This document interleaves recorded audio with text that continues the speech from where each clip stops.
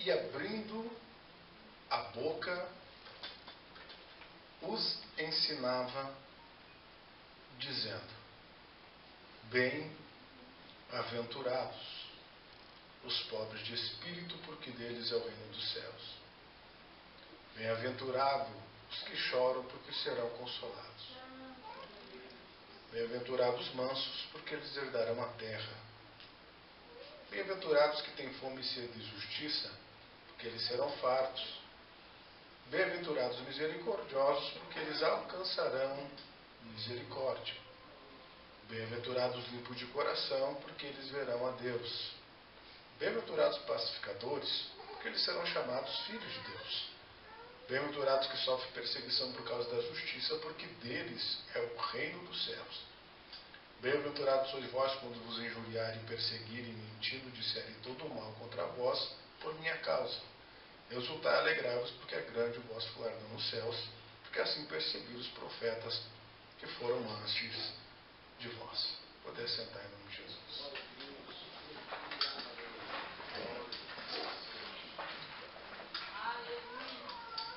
Orando a Deus acerca deste momento, o Senhor colocou muitas coisas no coração para que, transmitindo esses dias que estaremos juntos, compartilhando da palavra do Senhor, e o Senhor falava viva no meu coração a respeito de construções em nossas vidas.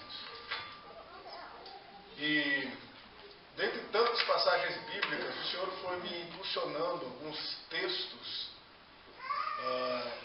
e Deus falou claro no meu coração.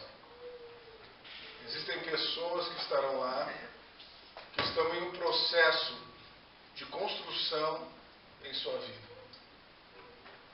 E esta mensagem o Senhor começou a acrescentar no meu coração, e o Espírito Santo foi regando com sua graça, e que Ele me conceda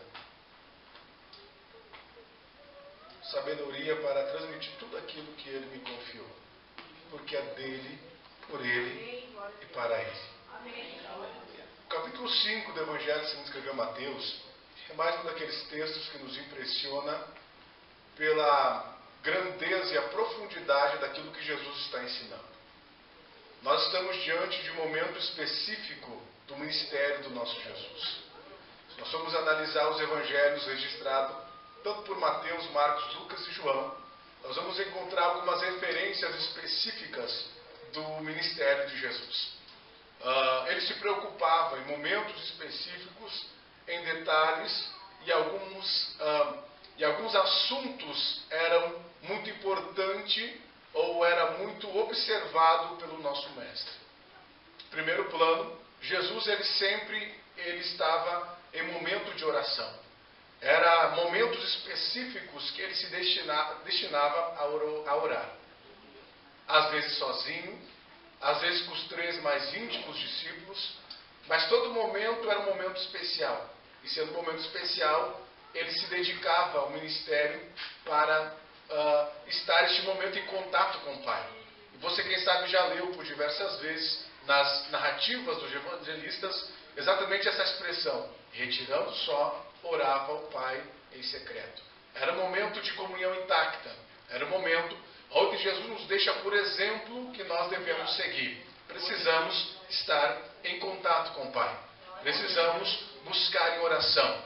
A oração é o combustível que nos leva, que nos impulsiona aquilo que seria o centro da vontade do Senhor. Sem oração é impossível nós mantermos comunhão com Deus. E dentro dessa perspectiva, nós encontramos Jesus orando.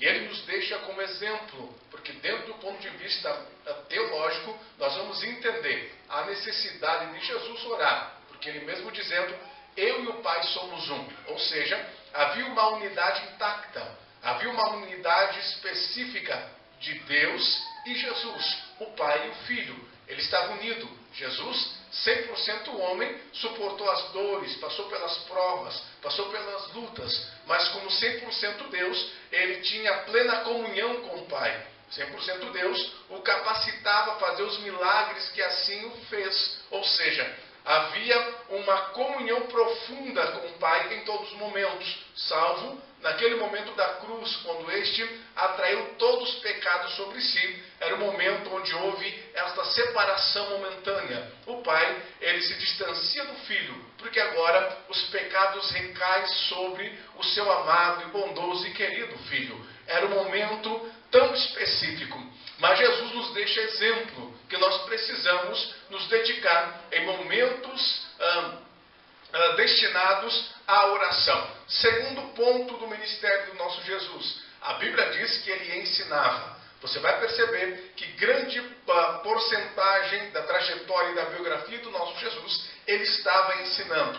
Eram momentos observados de uma forma bem clara. Ele sempre se preocupava com estes momentos. Às vezes era em um barquinho emprestado, às vezes era na beira da praia, às vezes era na relva verde, enquanto todos estavam reunidos e o observava. Às vezes era no templo onde se aglomeravam e disputavam-se os melhores lugares. Ali Jesus se posicionava e ensinava o novo tempo que estava se iniciando. Às vezes era um jantar em Betânia. Às vezes era na casa de um publicano ou de um pecador. Jesus, ele sempre estava ensinando.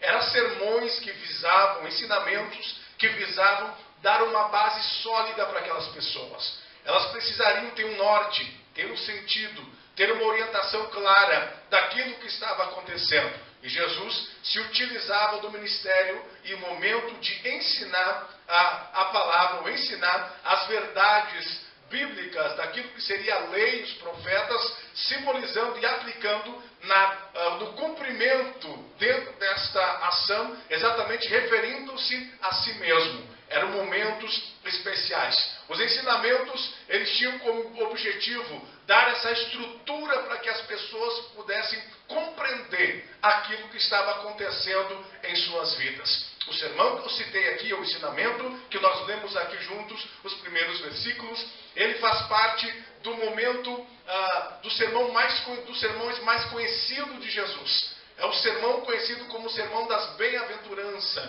Aqui, Jesus ele vai falar de profundezas, pérolas, grandezas do Evangelho e do ministério e da vontade plena do Senhor. O sermão da montanha, ele contém toda uma estrutura daquilo que nós precisamos compreender dentro de um ponto de vista humano, social, espiritual, psicológico. Aqui Jesus trata todos os assuntos, a questão da existência humana e daquilo que é os anseios da humanidade. Nós encontramos aqui profundezas acerca desta realidade. Jesus, ele está em um monte e ele percebe que a multidão se aglomera em busca daquele que estava realizando alguns sinais. Aqui existiam algumas características, algumas qualidades de pessoas. Estavam aqui aqueles que vinham por curiosidade. Eles vieram porque ouviram falar do que estava acontecendo. Era o início do ministério. Era o início da grande jornada da fé, que iria se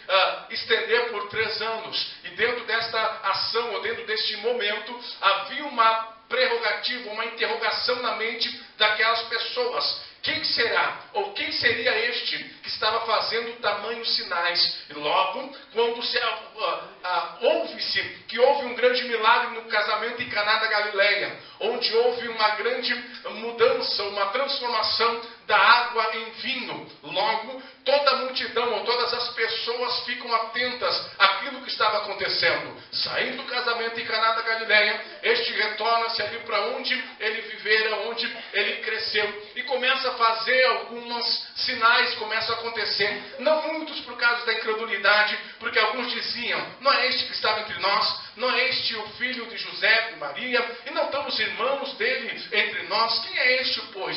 E logo os corações se endureceram por conhecer ou pela familiaridade que tinham com aquele que seria chamado Nazareno. E logo, quando há incredulidade, há um bloqueio da ação de Deus. E logo, quando há muita racionalidade, há uma ação que contraria a vontade plena do Senhor. Jesus não faz muitos milagres ali. E ele começa a retirar-se avançando nos territórios de Israel.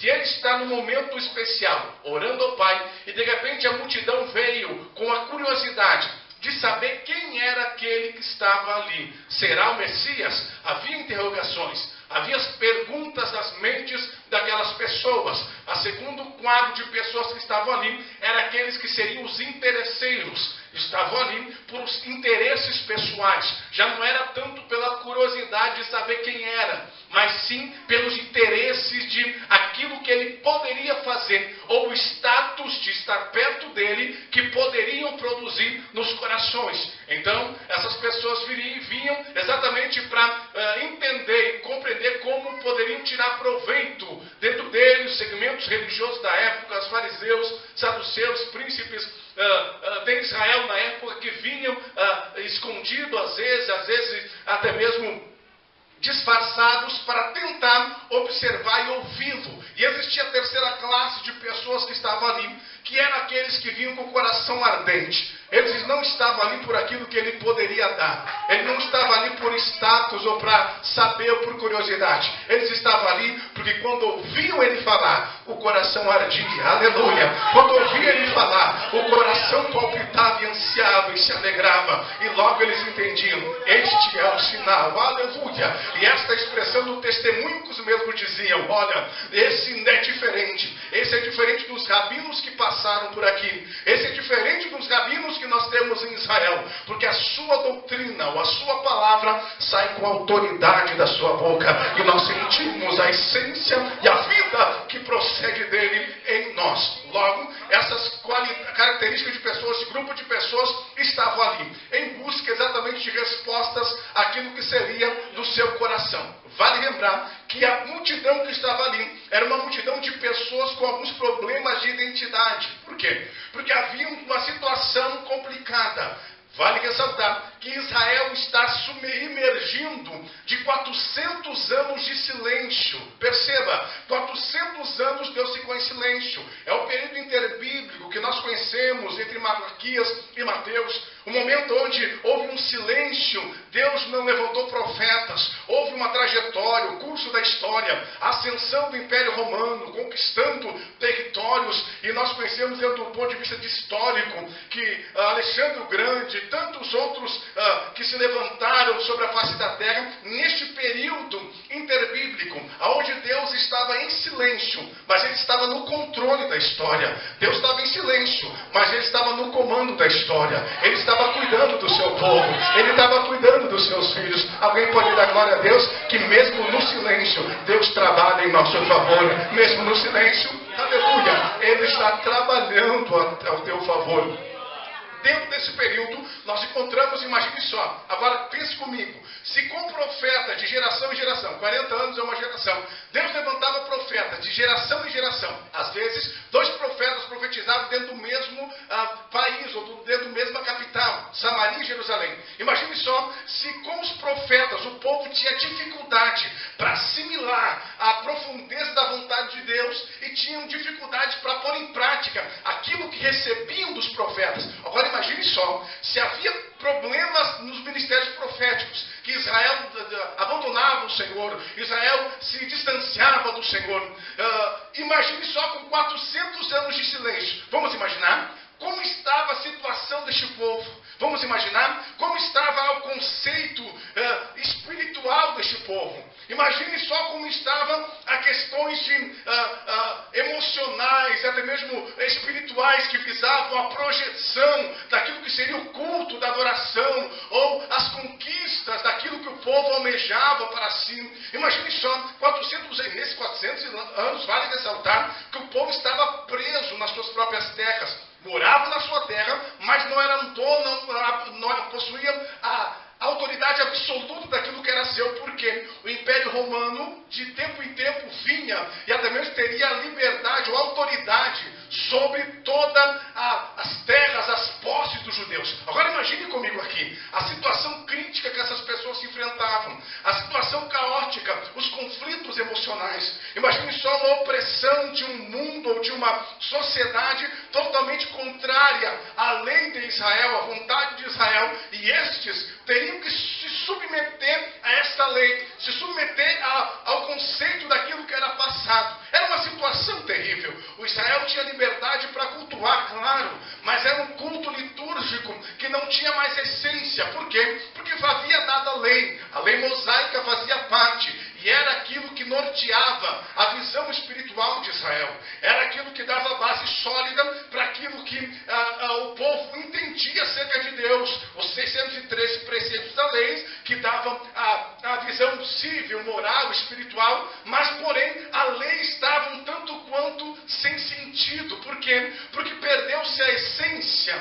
O povo adorava, o povo servia por obrigação. O povo agora estava destinado, dentro do sentido político, já havia privilégios, já não era mais a descendência de Arão que exercia o sacerdócio levítico. Agora houve-se uma espécie de aliança com o Império Romano, e estes nomeavam os sacerdotes para manter o povo, até mesmo uma cordialidade entre o povo de Israel, mas já perderam a essência sacerdotal. O povo agora vivia segundo os padrões dos seus conceitos, das suas ideias. Agora eles estavam sendo formados, várias gerações foram formadas segundo os seus padrões, conceitos e ideias. Já não havia mais essência, já não havia mais a profundidade da revelação de Deus. Agora este povo estava com indagações em sua mente. A sua identidade já estava comprometida, porque de tantas gerações que se passaram com a ausência da voz profética, agora havia um problema de o povo saber quem eram, ou qual a essência, o que esperar, ou qual a promessa, quando iria acontecer. Havia algumas indagações e algumas expectativas do que iria acontecer. Nós encontramos na Bíblia um momento especial, onde o silêncio de Deus rompe. Quem não lembra desse momento? Onde João, o Batista, estava na beira do Jordão, vindo do deserto, e começa então, novamente, a voz de Deus ressoar nos horizontes desesperados do povo judeu. Começa agora a voz profética ressoar em uma situação crítica que as pessoas estavam enfrentando. E João, ele vem com uma mensagem incisiva, curta e até mesmo dura, dizendo que haveria de ter um arrependimento. Arrependei-vos e convertei-vos, porque está chegado o reino dos céus. Houve um momento, a pregação de João Batista de arrependimento vai mover o coração das pessoas. A Bíblia diz que uma grande multidões e multidões desciam para o Jordão. Imagine, porque a essência faltava. E João vem com a palavra profética. Ouve-se a voz de Deus novamente. E logo a multidão é atraída pela presença do Senhor. Porque onde está a presença, onde a presença do Senhor atrai o pecador, atrai as pessoas que estão passando por problemas. Quando você recebe a palavra ao coração, se você tem a essência de Deus, te prepara. Deus vai te usar na tua casa, na tua família, na sociedade, na empresa, aonde você for. Deus vai agir, creia, recebe em nome de Jesus. A essência estava novamente fluindo. Oh glória, oh glória. E como é bom sentir a essência. Eu já senti a essência aqui nessa noite. O louvor produziu essência. O louvor produziu uma graça maravilhosa, e nós fomos envolvidos por ela. O que é isso? É a essência de Deus. Agora imagina, de um tempo sem isso, surge então a voz profética. Desce-se a multidão, mesmo a mensagem sendo dura, porque o sermão de João era complicado de ouvir. Era um sermão, como falei, duro, incisivo, que levava a pessoa ao arrependimento. Não tinha muitos panos quentes, não tinha muitas palavras bonitas acerca daquilo que seria a lei. Era meio direto, dizendo: olha, o machado está posto sobre a raiz da árvore. Oh glória a Deus, a paz está na mão para limpar a eira, aleluia. E o Senhor vai separar o joio do trigo, ou aquilo que presta ou não presta, da palha e daquilo que é bom. A palha será queimada pelo fogo. Olha só a mensagem dura, a mensagem que ardia nos corações, mas a multidão era atraída, porque não existe mensagem, verdade bíblica, que afasta pessoas. Não, se a mensagem é de Deus, da palavra de Deus, da vontade de Deus, e vem do coração de Deus, pode ser dura, mas o coração é tocado. Pode ser dura, mas as pessoas se rendem à vontade plena do Senhor. Quantos pode glorificar a Deus nessa noite? Oh glória! E o povo desce em busca de respostas. Aí João diz assim, ó: eu sou a voz que clama no deserto. Pronto, entendi. Este é o Elias. Quem será? É o Messias. Quem será? É o Elias que havia de ressurgir. Quem será? É o profeta. Quem será? E a expectativa de quem seria? É o Messias. Este é. Aí o João diz assim: eu sou apenas uma voz. Aleluia. Endireitai e preparai o caminho. Oh glória. Mas tem um, eu sinto a presença dele aqui. Eu sei, tem um que é maior do que eu. Oh glória. Da qual não sou digno de desatar a correia das sandálias. Oh glória a Deus. E ele vos batizará. Ele vem numa unção diferente. Eu batizo com água para o arrependimento. Ele vem com fogo do céu, fogo de Deus, a graça do céu, a presença do Senhor. E ele vos batizará com Espírito e com fogo. Aleluia, glória a Deus. João aponta para um que é maior do que ele. Aí todos ficam na expectativa, todos olham no horizonte. Quem é? Quem é que vai se levantar? E de repente surge o meigo nazareno, que desce ao Jordão, aleluia, para ser batizado por João. Este resiste e diz: tu vem a mim. Eu deveria a ti. Aí ele diz: João, vamos deixar cumprir a Escritura.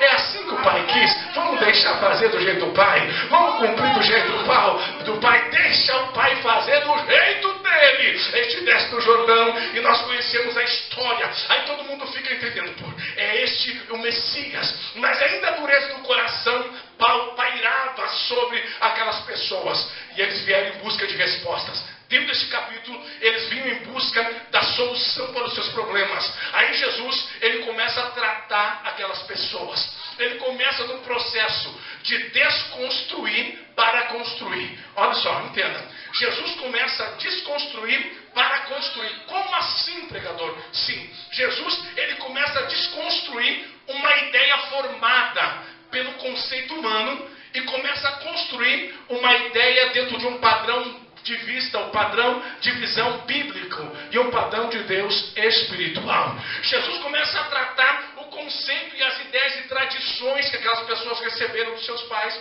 As tradições que chegaram com as suas ideias, com as suas filosofias, com os seus pensamentos, aí com as suas manias, com o seu jeito de agir. Este é o meu jeito, eu tenho a minha religião, eu faço do meu jeito, eu fui ensinado assim, eu acho que é assim, eu tenho a minha razão, eu tenho as minhas ideias. E aí Jesus começa a pegar essas pessoas e começa a desconstruir a ideia errada que aquelas pessoas tinham. Aleluia, glória a Deus. Sabe por quê? Porque eles esperavam um Messias que viria com uma unção sobrenatural. Eles esperavam um Messias que viria numa unção de libertação de uma forma explosiva. Sabe por quê? Eu quero que você entenda.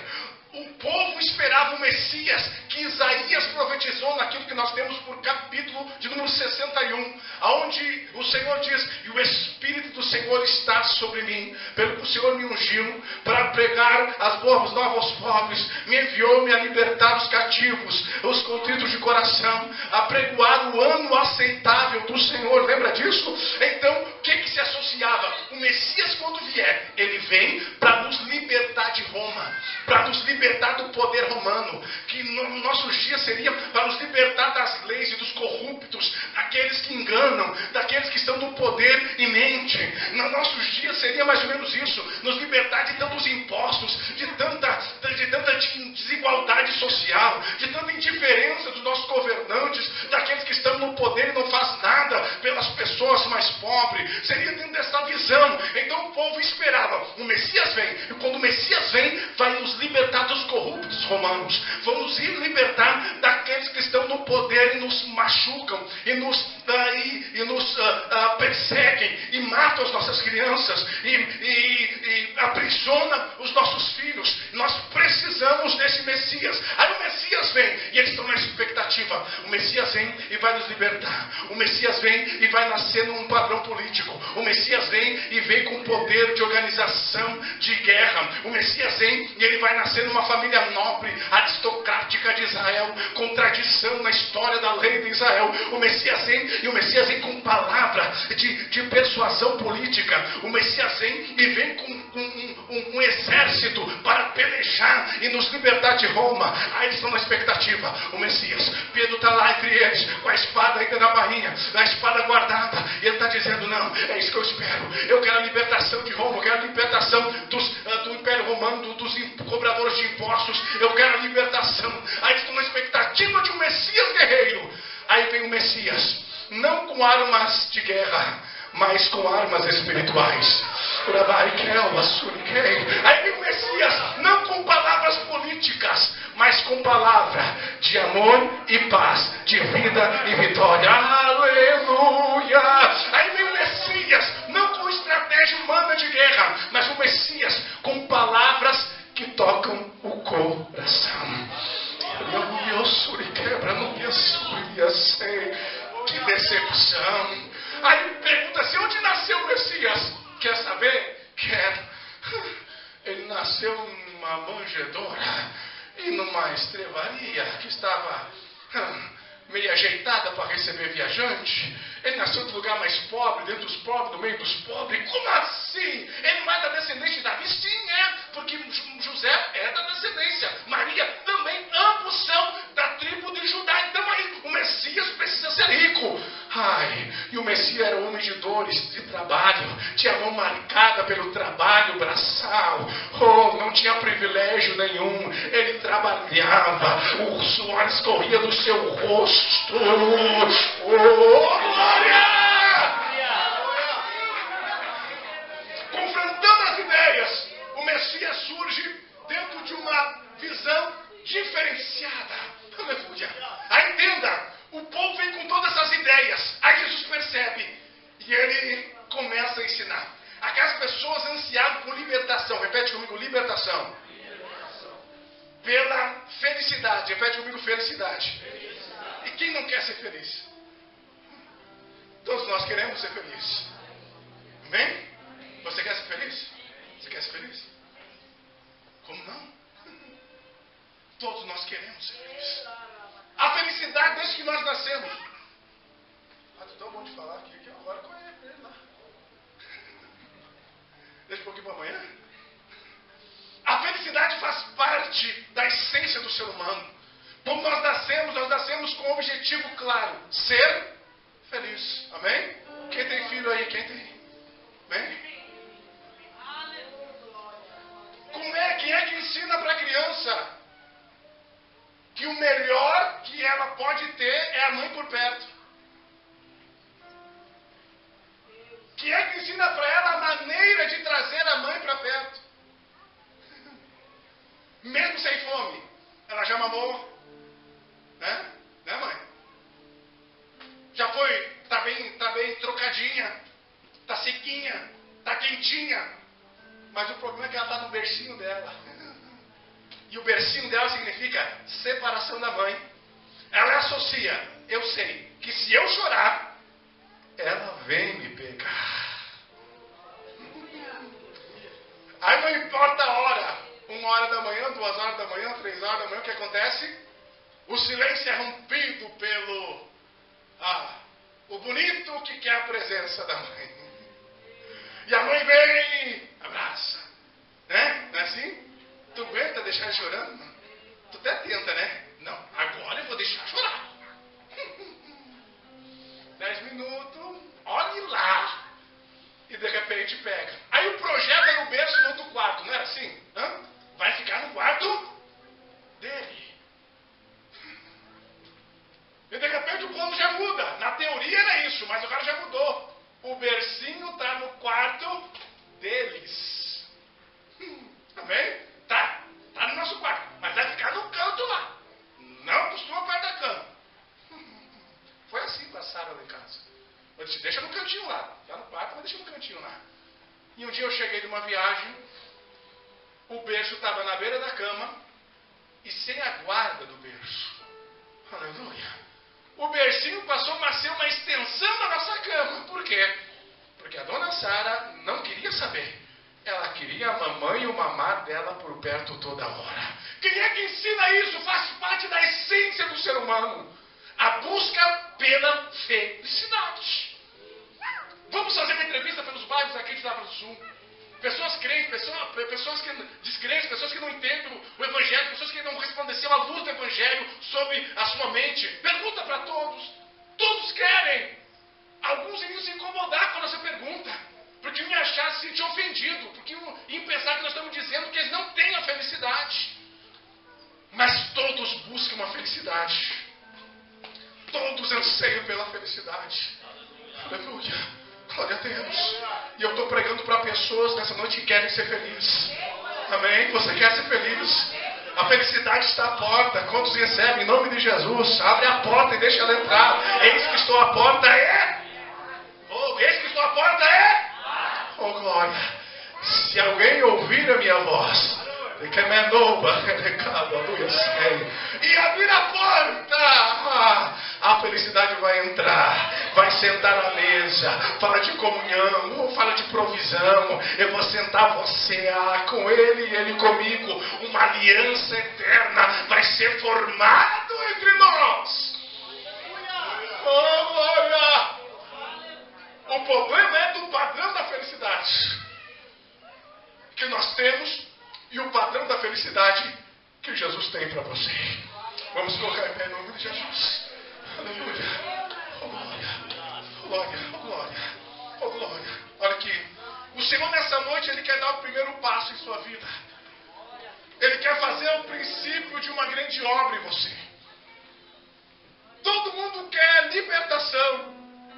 Aí eu descobri que Jesus precisa nos libertar. Primeiramente, sabe de quem?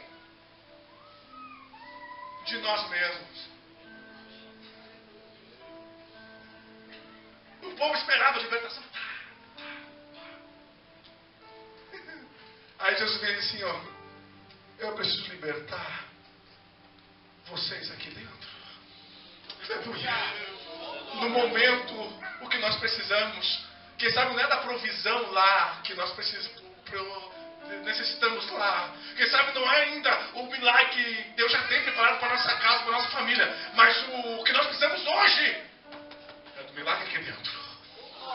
Aleluia. O Senhor precisa desconstruir um padrão que você construiu, com os teus assuntos, com as suas ideias, com os teus ensinamentos que você recebeu. E estabelecer um novo padrão bíblico, espiritual, profético, profundo, sobrenatural, oh glória, eterno na tua vida, oh glória. E como é que acontece isso? E ele abria a boca e os bem-aventurado. Vamos lá, no coro só, 1, 2, 3. Bem-aventurado. Vamos mais uma vez? Bem-aventurado. O que significa a palavra bem-aventurado? Nós poderíamos entrar em várias vertentes da palavra bem-aventurado. O mais básico é feliz. A base é feliz. O que eles mais queriam era feliz. E Jesus começa ensinando sobre a aleluia. Jesus está falando daquilo que eles mais querem, mas da maneira que eles precisam ter. Porque eles chegaram em busca da felicidade com as ideias deles, com o padrão deles, com a expectativa dele, daquilo que Jesus poderia dar, da multiplicação de peixe, pães e curas que Jesus estava fazendo. Aí Jesus vem e diz assim, não, o padrão de felicidade não é de fora para dentro, é de dentro para fora. Oh meu Deus, eu estou sentindo a presença dele. Quem está sentindo aqui nessa noite? Oh glória a Deus, oh glória a Deus. O Senhor começa nesses 3 dias que estaremos aqui, uma construção espiritual na tua vida. Nessa primeira noite, Ele está colocando algo que está te dando sustentabilidade, um alicerce para esta grande construção chamada vida, família e felicidade em Deus.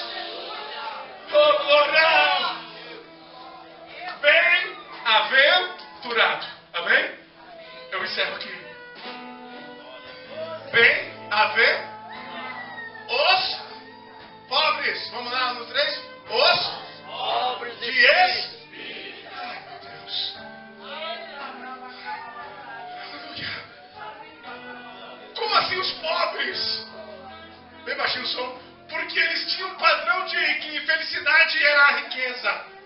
Era valores conquistados. Aí Jesus diz, bem-aventurados são os confrontos de ideias. Enquanto uma sociedade está pregando apregoando, dizendo, tem que ser rico. Jesus está dizendo, primeiro tem que ser pobre. Como assim? Será que Jesus quer que eu passe necessidade? Não! Pelo contrário, minha é prata, meu é o ouro, diz o Senhor dos Exércitos. Ele tem para te dar, recebe em nome de Jesus. Minha é terra e a sua plenitude. Ah, meu Deus. Não é isso. A questão do pobre não tem nada a ver com questões materiais. Pobre significa um conceito interno. Aleluia. Como assim?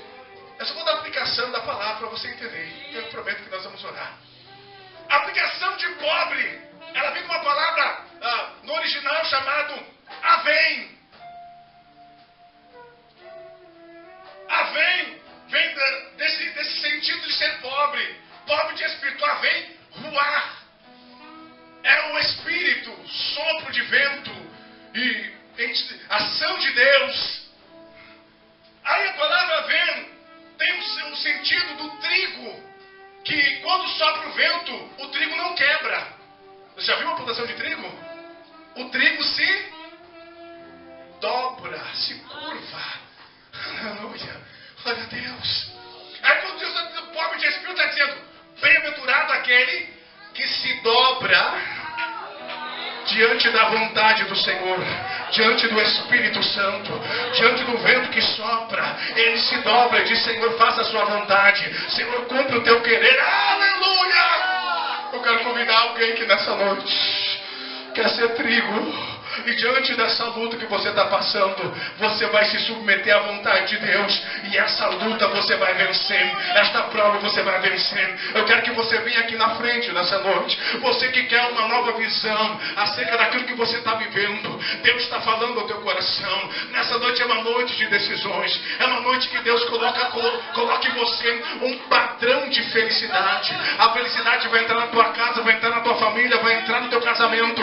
A felicidade vai chegar na tua vida de uma forma sobrenatural, mas é a felicidade bíblica, não humana, não pautada em sentimento humano, não pautada em desejos humanos, mas sim de acordo pleno com a vontade do Senhor. Oh, glória a Deus. Oh, glória, vamos orar, venha você que quer nessa noite, o poder sobrenatural do Senhor. Você precisa viver algo diferente em Deus. Oh, glória. Você sabe das tuas necessidades, você sabe das tuas ideias, que às vezes sobressai a vontade do Senhor. Você sabe que as prioridades hoje estão meia fora de posição, mas tu entende que hoje é a noite de você se submeter à vontade do Senhor. Bem-aventurados pobres, aleluia, se submeta, se curve diante daquele que tudo pode, se curve diante daquele que tudo tem, se curve daquele que pode fazer o impossível por você. Aleluia. Vamos orar. Feche teus olhos e começa a orar neste momento. Vai dizendo, Senhor, eu estou aqui. Vai falando, Senhor, eu preciso de ti.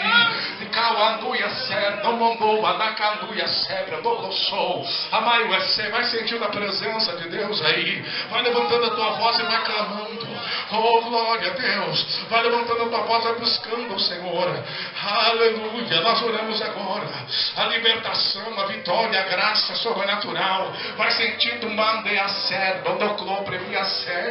não tenha minha promessa por tardia, filha, porque eu sou o Senhor que cumpro a minha promessa. Eu vi o que você sentiu, eu contemplei o tamanho da dor. Foi difícil, você escorado naquele balcão, chorando, dizendo, orando por aquela janela, dizendo, Senhor, como vai ser? Dá um sinal, mostra uma luz, dá um sentido, fala comigo. E Deus está dizendo assim, o meu nome é impossível, o meu nome é o Deus que tudo pode sobre a tua vida. E nessa noite eu começo a escrever algo novo, assim diz o Senhor. Diante da tua decisão, eu estou agindo neste momento em corações, estou trabalhando e mudanças começam a acontecer, assim diz o Senhor. Meu Deus, vai orando, vai clamando, Senhor, a tua série. Olha um abraço que é uma simplicador que ele queria que carregador, bem carregador, pensou. O que tu não pode, eu posso. O que tu não tem, eu tenho pra te dar. E nessa noite você entrou aqui com uma dor, com um problema que você não sabe, não consegue nem falar. Mas Deus está dizendo, na minha mão eu tenho bisturi.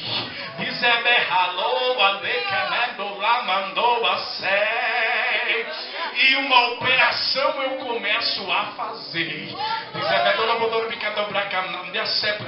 Eu sou, não temas, eu estou contigo. E nesta prova eu te faço vencer. Assim diz o teu Senhor. Receba em nome de Jesus. Uma irmã, abraça ela aqui. O Senhor está fazendo um milagre na vida desta mulher. Ou mandou a si, quer, mandou a si. Obrigou e você diz, Senhor, eu busco a felicidade. Você estava me ouvindo e você falou no teu coração e Deus me faz entender. Você disse assim, mas é exatamente isso, mas parece que é tão fácil ele falando.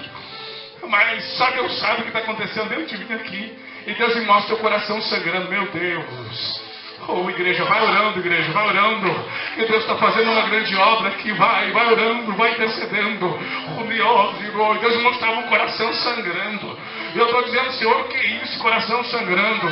E existem marcas. E essas marcas foram que falaram, que disseram. As maldições que lançaram desde a tua infância. O inimigo vem e começa a rasgar essas feridas. Ele sabe onde atacar. Ele sabe o jeito que fazer. E você começa a sangrar e doer. E você se sente fraca. Aí Deus está me dizendo assim, ó, diga para ela que hoje eu estou derramando bálsamo sobre a cabeça dela. Receba em nome de Jesus. Eu estou derramando bálsamo. E este bálsamo ele cura. Ele não apenas cura, ele remove toda a infecção. Ele não apenas remove toda a infecção, ele dá um coração novo para você aqui nessa noite. Obrigado, ele não dá apenas um coração novo, mas ele dá um espírito novo também. E você vai viver o melhor sobre a tua vida. Assim diz o Senhor. Receba. Em nome de Jesus, em nome de Jesus. Vai sentindo a graça de Deus. Isso, vai sentindo a graça de Deus. Vai orando, vai buscando ao Senhor. Oh, aleluia. Oh, glória a Deus. Vai recebendo a presença do Senhor. Vai recebendo a graça de Deus. Vai sentindo a mão poderosa do Senhor. Em nome de Jesus nós oramos e ministramos agora, Senhor, a bênção. Em nome de Jesus nós desfazemos todo o mal agora, pelo poder do nome de Jesus. Vai sentindo a mão poderosa, vai sentindo a mão poderosa do Senhor agindo. Oh, glória a Deus, o Senhor está aqui, sinta. Oh, meu nome é impossível e eu faço o que o médico não pode fazer, diz o Senhor. Esta é a resposta para o teu coração, minha filha. Receba, oh glória, receba em nome de Jesus. Nós oramos e ministramos a vitória. Quem sente a presença do Senhor nessa noite? Quem sente a presença do Senhor? Aleluia. Abraça alguém que está ao seu lado, abraça alguém. Deus está colocando felicidade nessa pessoa. Deus está colocando essência, isso. Abraça alguém e diga, hoje começou uma nova história. Diga, hoje começou o primeiro degrau. Diga, é o primeiro degrau de uma nova escada de vitória, de bênção, de milagre sobre a tua vida, sobre a tua casa, sobre a tua família. Aleluia! Oh, eu louvo você. Sinta a presença dele. Sinta a presença dele. Nós oramos, ó Pai, pelas famílias aqui representadas. E ministramos a bênção e a vitória. Em nome de Jesus. Em nome de Jesus. Em nome de Jesus. Em nome de Jesus. Cante o coro. Poderoso Deus. A igreja declare a Ele. Poderoso Deus. Oh, aleluia. Poderoso Deus. Levante a voz, quero ver o Senhor está aqui. Adore Ele. O Espírito é verdade, oh meu Deus.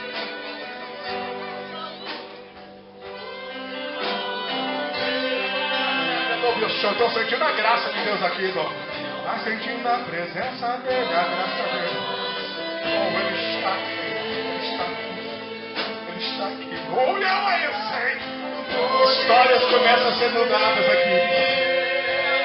Vidas começam a ser usadas na palavra.